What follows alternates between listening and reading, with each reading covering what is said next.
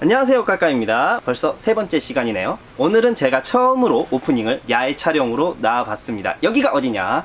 바로 제가 일하고 있는 국제전자센터 9층의 피규어 시장이에요. 오늘은 까까TV 처음으로 1+1 피규어 리뷰를 진행해볼까 하는데요. 소개해드릴 녀석들이 제 직장에 있는 제1복권 현황판하고 관련이 있기 때문에 이렇게 나들이를 나와봤습니다. 사실 출근한 거예요. 두 개를 하면 말도 두 배로 많아질 것 같아서 바로 빠르게 시작을 해보도록 할게요. 따라오시죠.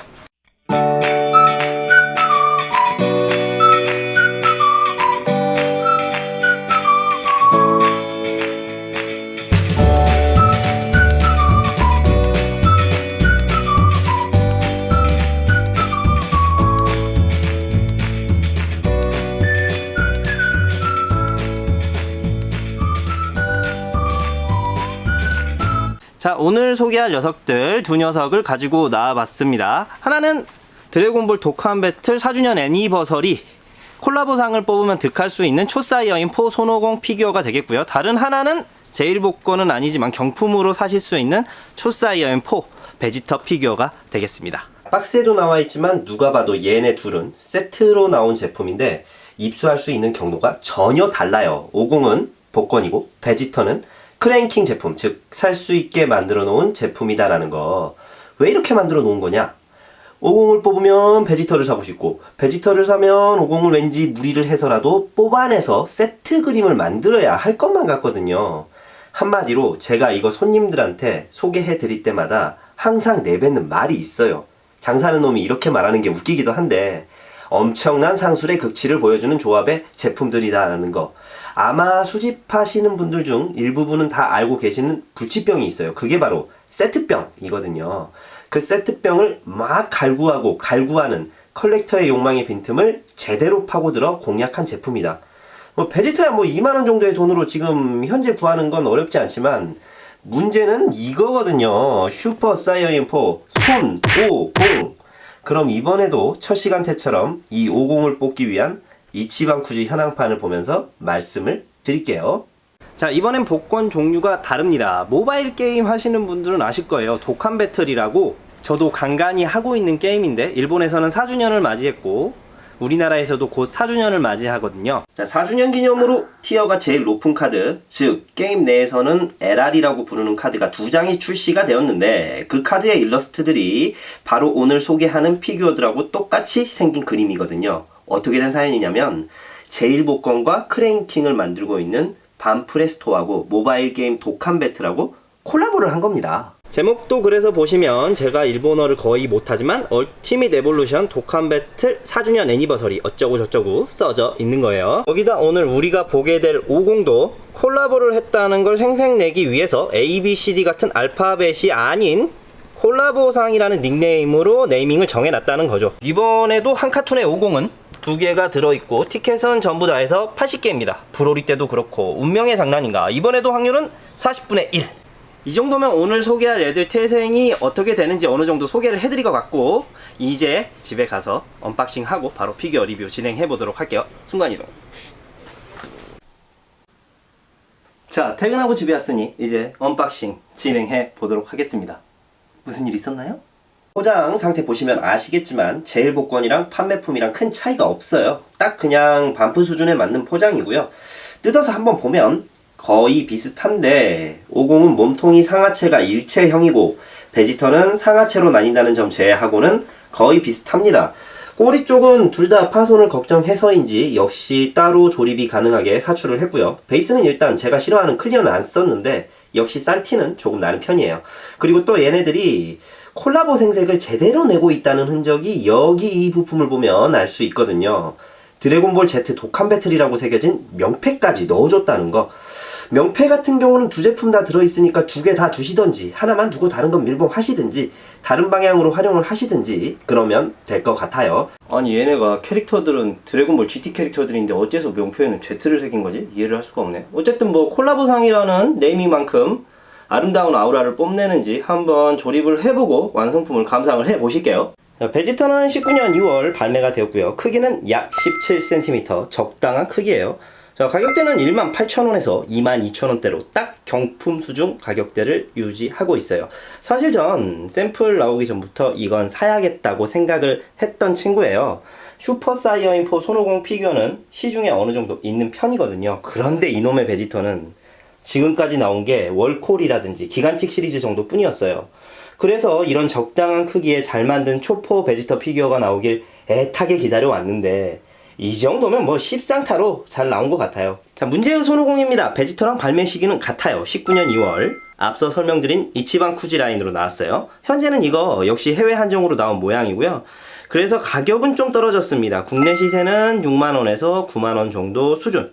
크기가 베지터보다는 좀 더 큰 18cm 수준인데 가격은 거의 3배, 4배 수준이에요. 사실 전 이거 처음에 별 관심이 없었는데 인별그램에 베지터랑 같이 둔 샷 보고는 뒤늦게 뿜뿌 받아서 구하려고 노력한 제품이에요. 그런데 또 우리 회사 대표님께서 제가 열심히 일한다고 이거 복권을 3카툰을 까서 직접 뽑아서 주셨다는 거 선물로요. 감사합니다, 김 대표님. 열심히 살겠습니다. 그도 그런 게 이게 아까 국전에서 소개해드린 현황판에 있는 독한 배틀 피규어 7종 중에 이 손오공이 가장 시세가 높거든요. 그리고 이 복권을 하시는 분들 중 제가 가게에서 보면 약 70% 이상? 은 이거 뽑으려고 투자를 하시는 거예요. 다른 제품보다 제품에 주목하는 시선 자체가 많습니다. 그렇기 때문에 프리미엄도 붙은 거고요. 제품 자체는 썩 나쁘지 않아요. 근데 냉정하게 가격 대비 효율이 좋은 조형은 아니에요. 공짜로 선물 받았다고 막 마음대로 까대는 거냐 그러실 수도 있는데 그런 건 아니니 오해하지 않으셨으면 좋겠고요. 딱 크레인킹 수준의 퀄리티라고 보고 있고요. 그냥 무난하게 나왔습니다. 나쁘진 않아요. 칭찬할 게 있다면 헤드 조형은 참 잘했다는 정도? 그렇지만 제가 항상 이야기 드리는 거지만 피규어라는 게 퀄리티가 중요하긴 한데 그게 전부는 아니거든요. 전 이 제품이 그렇다고 보고 있습니다. 제품 자체의 디테일이나 퀄리티보다는 게임과의 콜라보 그리고 같이 나온 베지터, 피규어와의 조화를 더 중요시할 수밖에 없게 만든 마케팅의 승리다. 저는 이렇게 보고 있어요. 자, 예를 한번 들어볼까요? 어벤져스 보면 타노스가 낑기고 다니는 인피니티 건틀렛 있잖아요. 스톤이 하나라도 없으면 손가락 튕기기를 못하지 않습니까? 이 손오공이 그런 거예요. 베지터하고 함께 둬야지만 아우라를 제대로 발휘할 수 있다는 거. 자, 한번 말 나온 김에 둘이 나란히 세워서 한번 보여드릴게요. 그렇지, 이거거든. 이래야 자세가 제대로 나오는 거거든요. 훌륭합니다. 이래서 저도 장사를 하고 있지만 썸네일의 반프 상술의 끝판왕이라고 자극적이게 기재를 한 거예요. 이렇게 둘이 세워야만 그림이 나오잖아요. 그러니 어떡해요? 둘 다 사야지.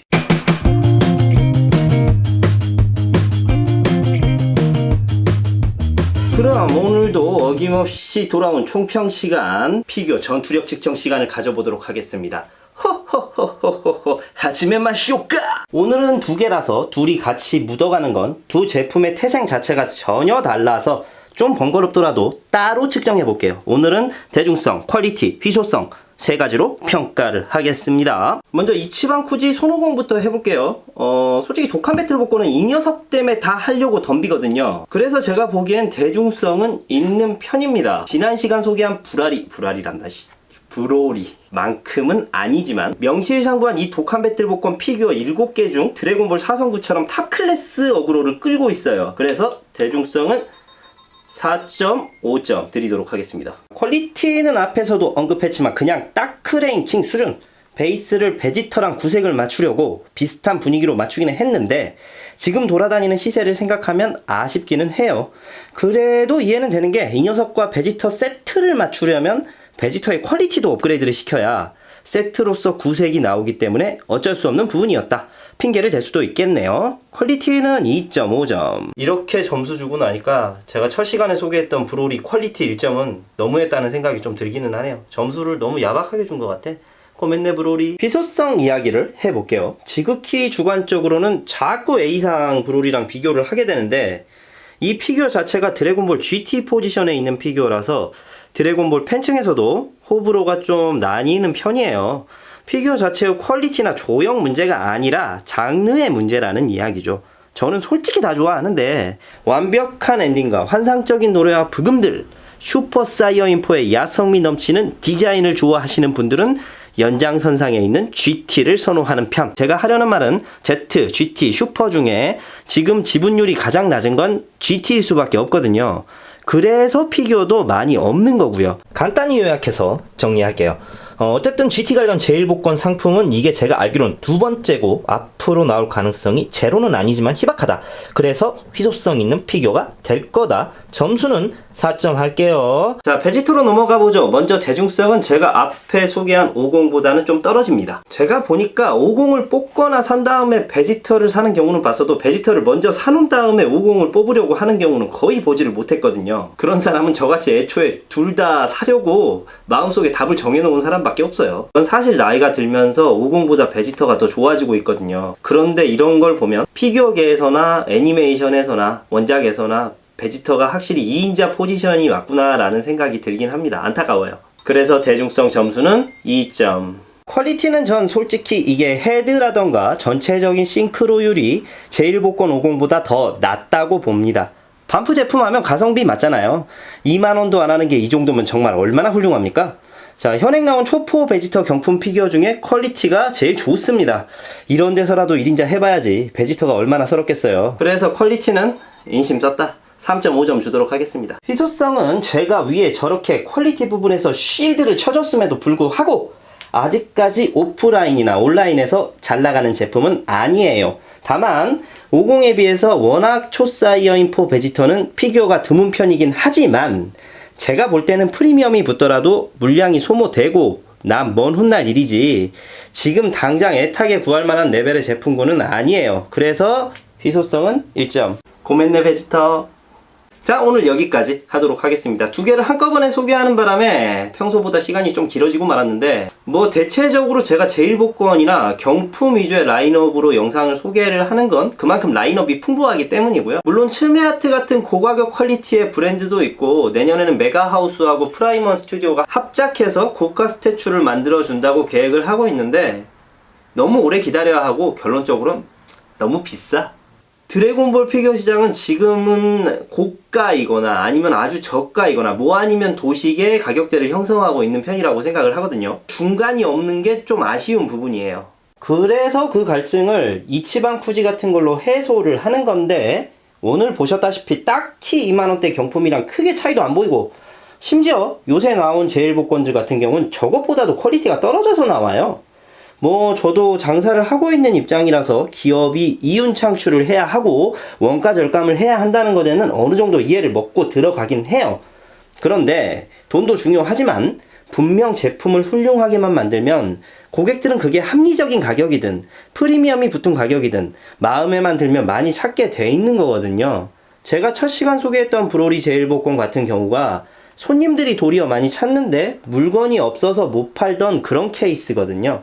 제가 하고 싶은 이야기는 그런 거예요. 오늘 소개하는 피규어들이 막 퀄리티가 형편없다는 게 아니라 만드는 놈들도 기획하는 놈들도 전부 알고 있을 건데 우리가 좀 더 좋아하게끔 만들어줬음 한다는 거죠. 전에 우리 덕후계의 가수 데프콘 형님께서도 하신 말씀이지만 결국 우리가 이걸 지불하는 건 감성값이잖아요. 얼마를 지불하고 피규어를 사던 간에 와, 그건 내가 그만큼 지불하고 샀는데도 전혀 아깝지가 않았어. 이런 마음이 들 정도로 공급처에서는 최선의 노력을 다해서 물건을 만들어야 한다고 생각을 하고요.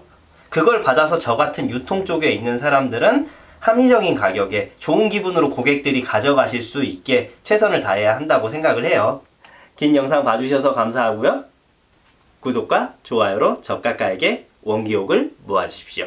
다음 시간에는 피규어 리뷰보다 좀 더 실험적인 컨텐츠를 준비해봤는데 기대하셔도 좋을 것 같고요. 저는 다음 시간에도 깔거리 가지고 돌아오도록 하겠습니다. 저는 지금까지 까까였습니다.